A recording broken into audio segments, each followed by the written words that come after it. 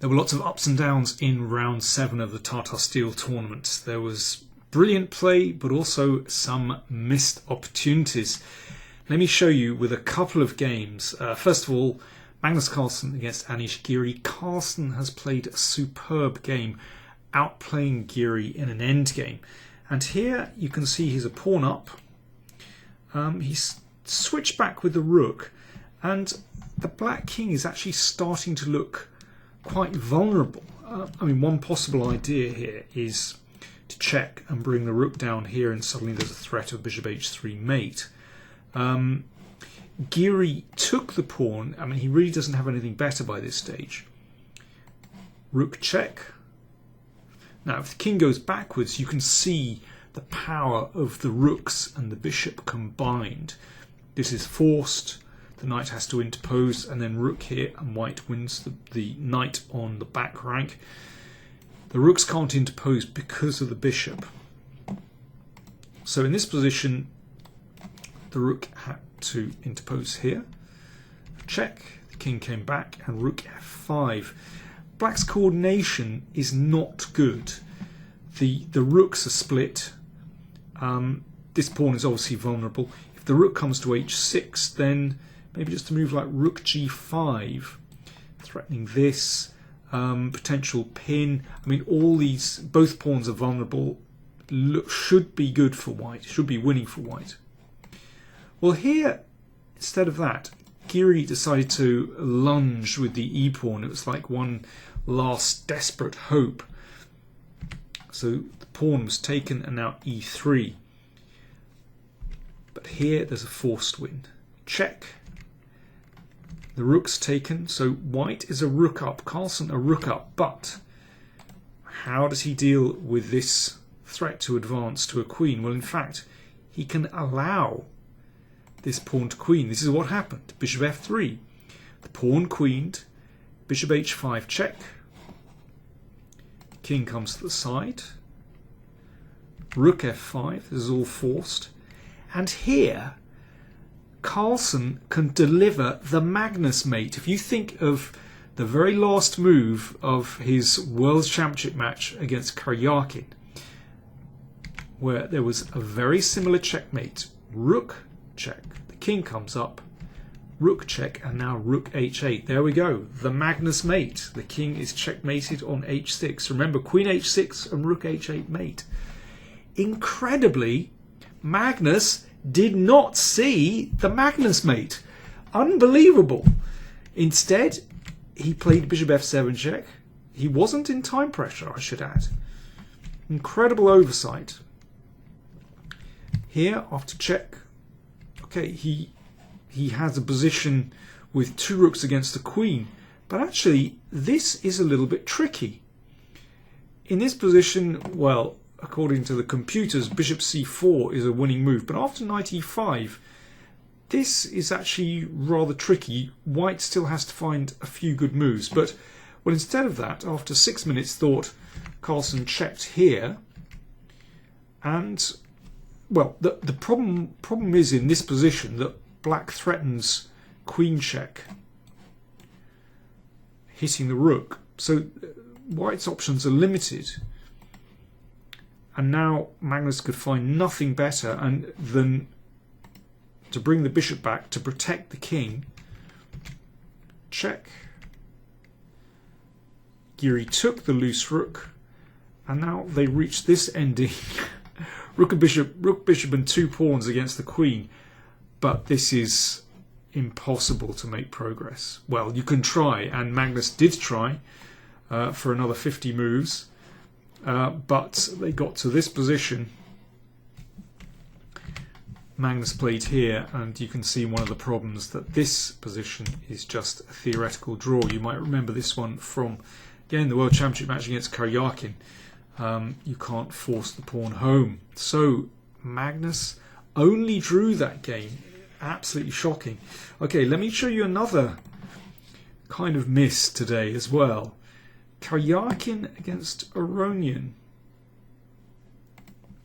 So this came from a gioco piano, and typical position, black has played d5.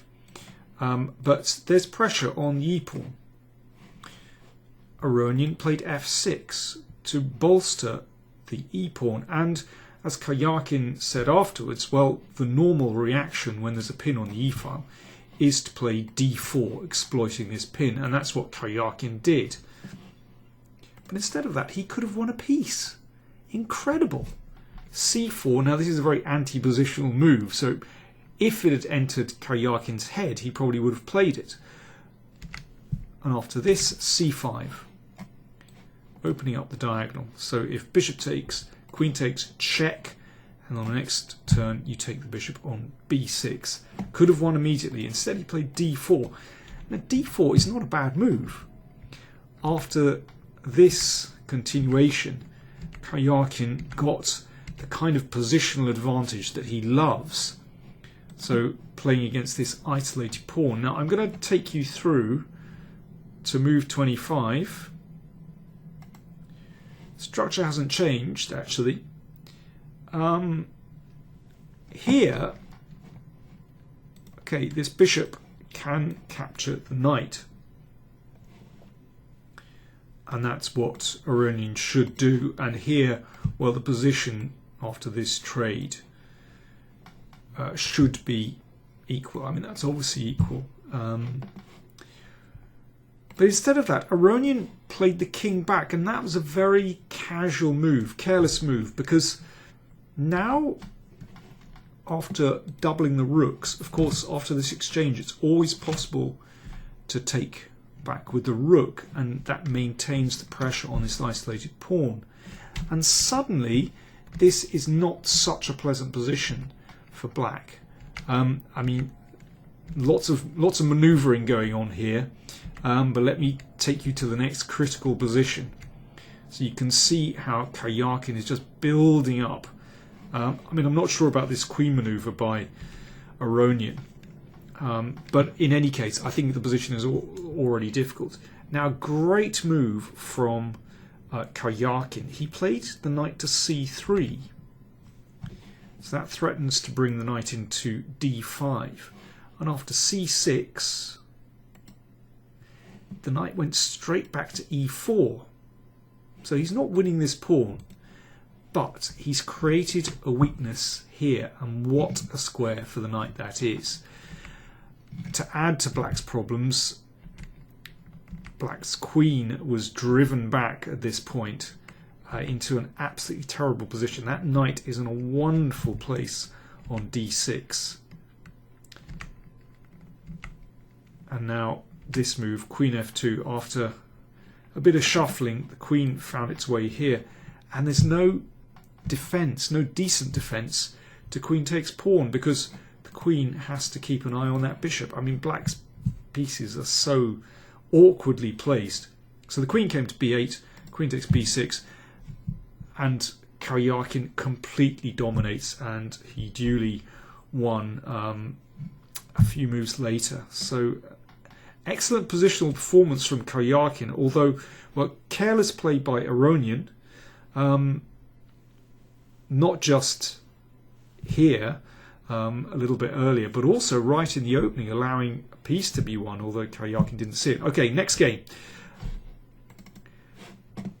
Wei Yi against Luc van Wely. So Wei Yi won this very nice game against Rapport yesterday, or crazy game.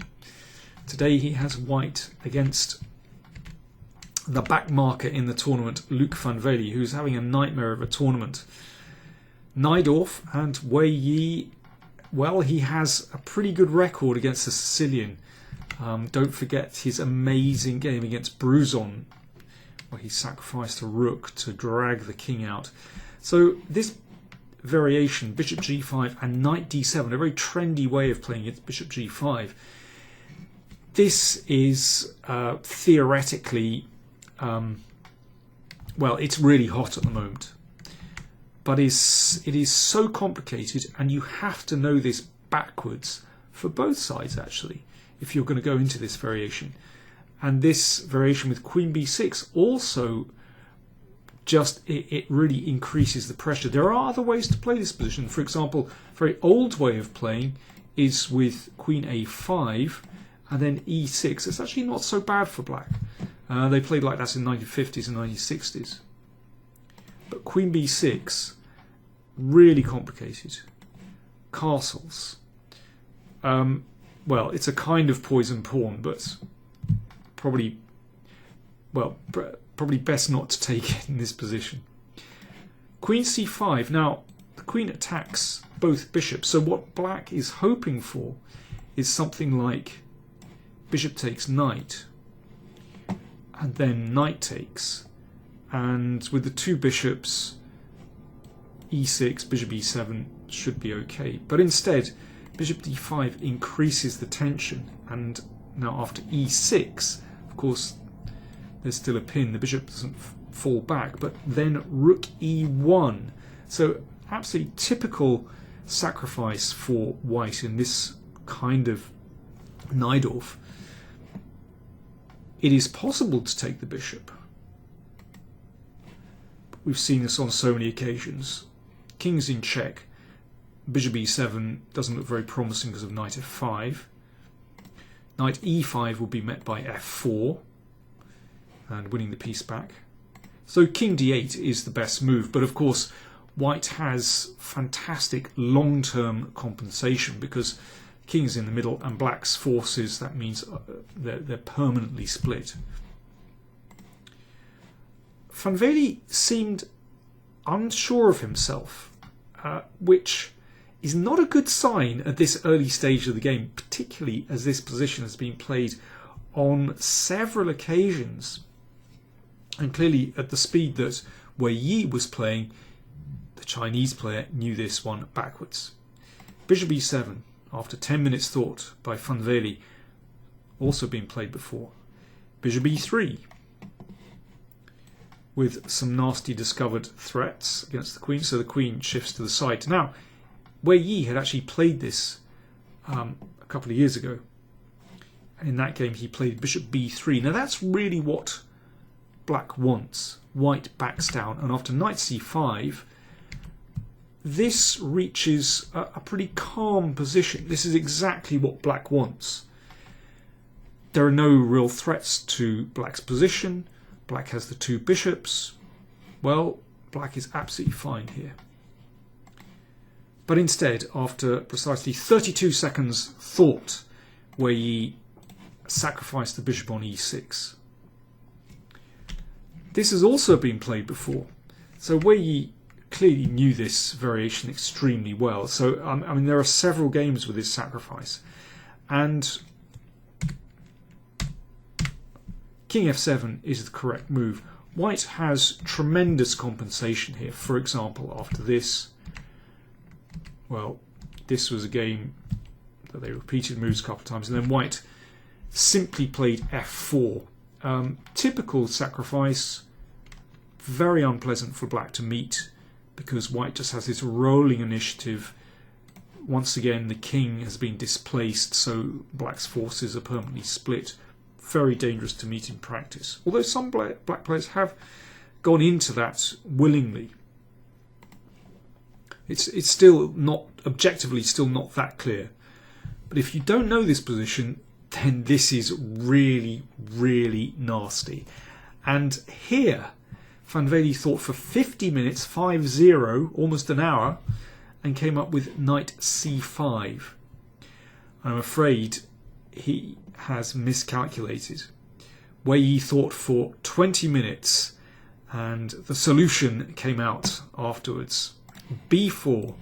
This wins by force. Excellent move. Of course, this has to be taken. Knight c7 check. Fork. White can already take the rook, but this knight d5 is even stronger.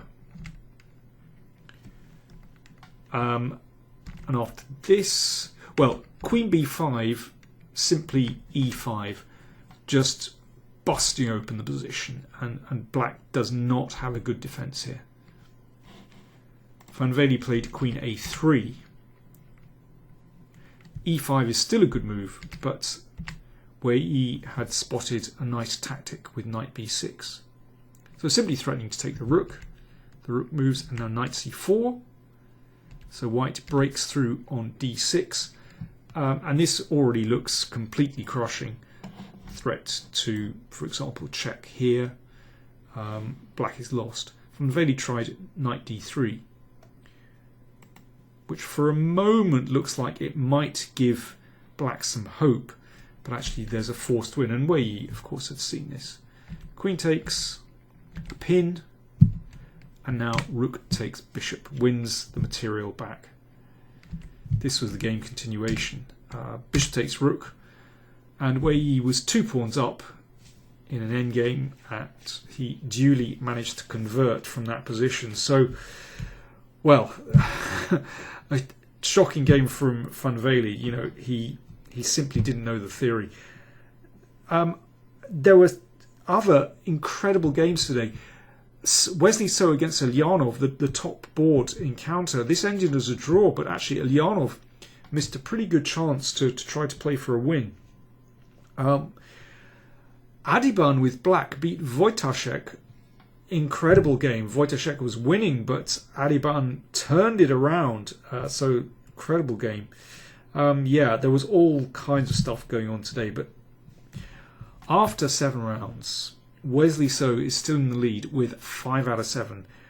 Magnus Carlsen, Pavel Ulyanov and Wei Yi all have 4.5. And at the bottom we have Van Wely with 1 and Rapport with 2, and so on. In the next round, Karjakin plays against So, Ulyanov against Wojtaszek, and Rapport plays white against Carlsen.